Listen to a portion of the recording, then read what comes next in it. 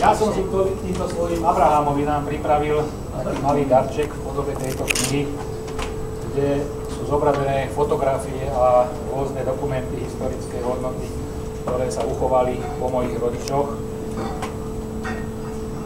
Chcel by som, keď som sa narodil ja, tak moji súrodenci boli už vo veku dospelosti.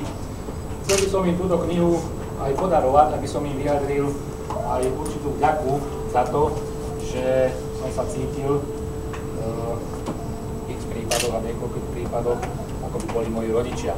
Takže ja im potom túto knižku podarujem. Sú tam, hovorím, fotografie, ktoré sa uchovali vďaka našim rodičom a budem rád, keď z tej knihy budú listovať so svojimi deťmi a so svojimi vnukmi a budú nad tými fotografiami spomínať.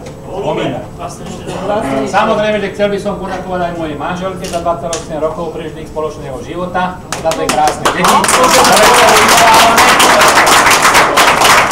Opakujem, ak ste nepočuli, za dve krásne deti, ktoré spolu vychovávame.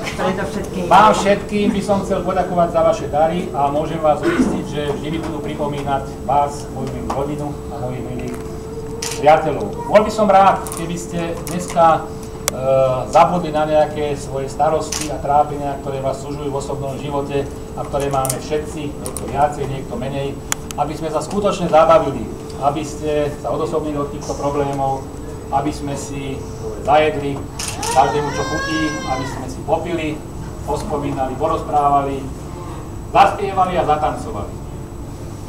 Takže už mi zbýva len povedať, že dvíham pohár na prípitok, aby som si s vami všetkým pripil nielen na moje zdravie, ale aj na vaše zdravie. Spoločne.